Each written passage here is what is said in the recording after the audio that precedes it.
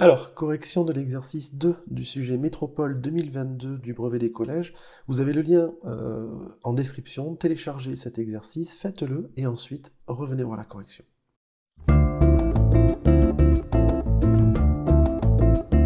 Allez, on y va pour l'exercice 1. Donc, on considère les deux figures suivantes. Par quelle transformation la figure 2 est-elle l'image de la figure 1? Bon, là, c'est vraiment tout gentil. Ils vous ont mis le déplacement, ils ont mis tout. Alors, j'ai fait une reconstitution sur GeoGebra, mais en fait, ça vraiment, ça coule de source. On sent bien que c'est ce déplacement-là qui va jouer. C'est une translation de manière évidente, hein. Une homothétie n'est clairement pas indiquée ici, une symétrie axiale, bon, sur celui-là, c'était cadeau. Donc, on va parler de la solution translation. On passe au 2. Alors, dans cet exercice, on considère la représentation graphique d'une fonction g. Cette fonction, on voit que sa courbe, c'est une droite qui passe par l'origine, donc c'est une fonction linéaire. Ça ne nous servira pas pour la suite, mais je le dis pour le vocabulaire. On cherche l'antécédent de 2 par g. Alors déjà, c'est un peu bizarre. D'habitude, on cherche les antécédents. Donc, ils vous donnent une information, ils vous disent qu'en fait, il n'y a qu'un seul antécédent. Alors, je vous rappelle que l'antécédent, c'est le nombre qui donne 2. Qui donne 2, c'est-à-dire qu'au niveau du départ, l'axe des abscisses, ce sont les départs, eh bien, on essaie de voir quel est le départ qui mène à la hauteur 2. Alors pour ça, je vais me placer à la hauteur 2, la voilà, ça c'est l'altitude 2, et je vois quand est-ce que je l'atteins. Mais je l'atteins ici, à l'endroit où la courbe coupe cette droite. Et donc ça me donne évidemment ce point-là. J'ai abaissé ses coordonnées, et je me rends compte, alors je vais enlever ma droite, elle ne sert plus à rien, et je me rends compte que ce point, il a pour abscisse 1. C'est-à-dire que le point 1 a pour image 2 par cette fonction g, c'est-à-dire la hauteur au niveau de 1 vaut 2. Ok, donc on va pouvoir répondre solution 1. Donc, pour la 3, donc en fait on se retrouve avec une fonction qui est définie par son expression 3x carré moins 7. Quelle affirmation est correcte? Alors, 29 est l'image de 2 par la fonction f, ça je peux le tester facilement. F de 3 égale 20, c'est la même chose, je peux la tester facilement. F est une fonction affine, alors si elle est affine, je pourrais facilement le démontrer, mais si elle ne l'est pas, c'est un peu plus embêtant. C'est faisable, hein, mais c'est un peu plus embêtant. Donc j'espère que c'est pas la réponse 3. On va voir, et de toute façon je sais qu'il n'y a qu'une seule affirmation correcte, puisqu'il y a un singulier. Quelle affirmation est correcte? Donc dès que j'en trouve une qui est juste, c'est bon. Alors, je commence, je vais calculer donc f de 2, hein, je calcule l'image de 2 par la fonction f, et je vais voir si je trouve 29 ou pas. Donc on y va, je calcule f de 2, donc f de 2 c'est quoi? F de 2, c'est 3 fois x au carré moins 7, je remplace x par 2, donc ça fait 3 fois 2 au carré moins 7. Bon, d'accord, 2 au carré ça fait 4, ça c'est facile, 3 fois 4 ça fait 12, 12 moins 7 ça fait 5.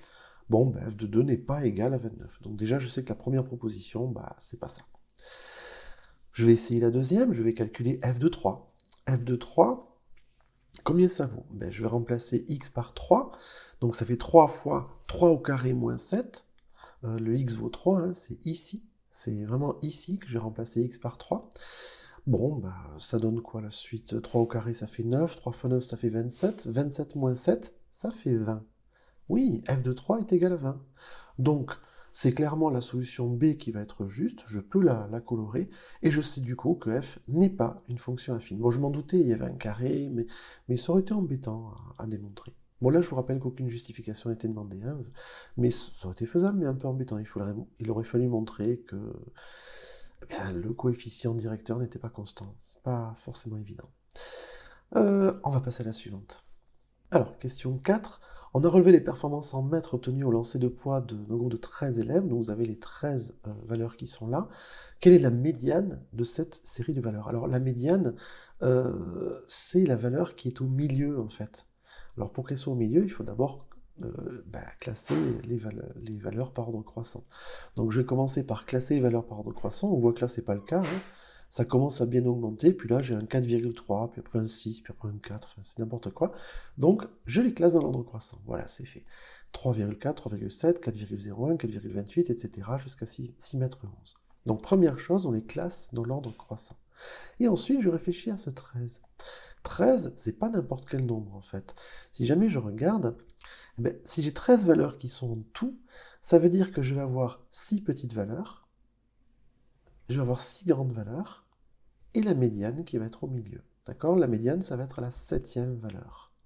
Donc il me suffit de compter jusqu'à 7 et de trouver la 7e valeur. Bon, ça veut dire qu'en fait, je vais avoir les 6 petites valeurs qui vont être là, la 7e valeur, 4,91 m, que j'ai mise en vert ici, et les 6 valeurs suivantes qui vont arriver jusqu'à la fin.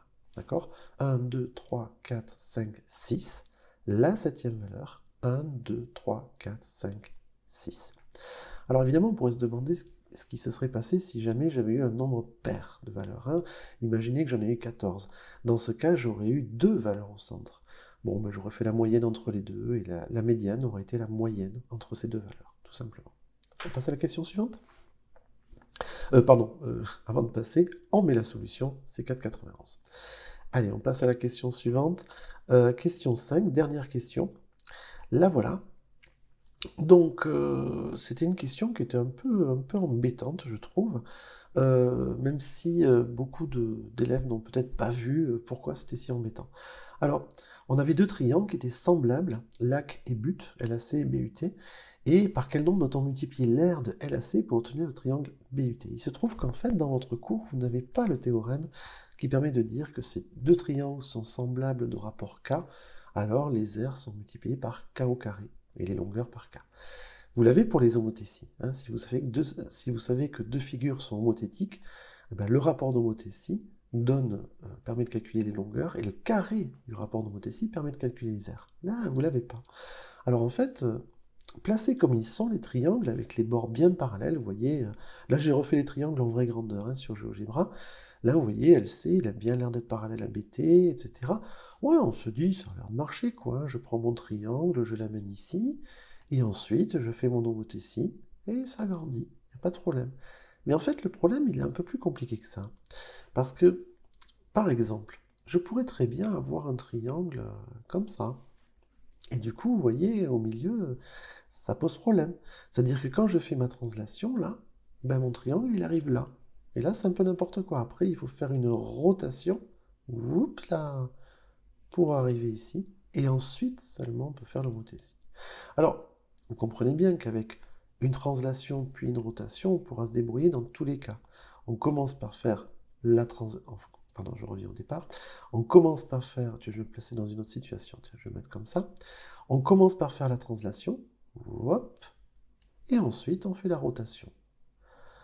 Et là, ensuite, on est bien placé pour faire l'homothétie. Alors, est-ce que ça va marcher? Ben oui, parce que si on regarde bien, une translation, ça conserve les aires. Donc là, l'aire, elle n'est pas modifiée. Une rotation, ça conserve les aires. Donc là, l'aire n'est pas modifiée. L'homothétie, on l'a vu tout à l'heure, elle augmente l'aire.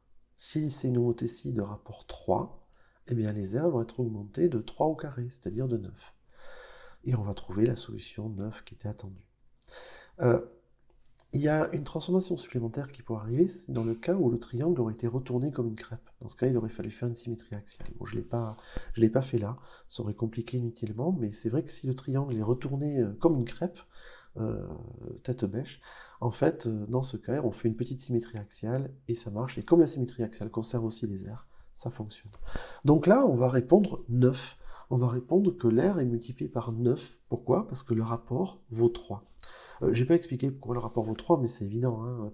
Pour passer de 2,1 à 6,3, on a fait x3. Pour passer de 2,5 à 7,5, on a fait x3. Et 2,4 à 7,2, on a fait x3.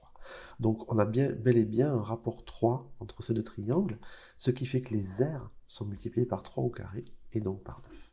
Voilà. Donc ça termine la correction de cet exercice. J'espère que ça vous aura été utile.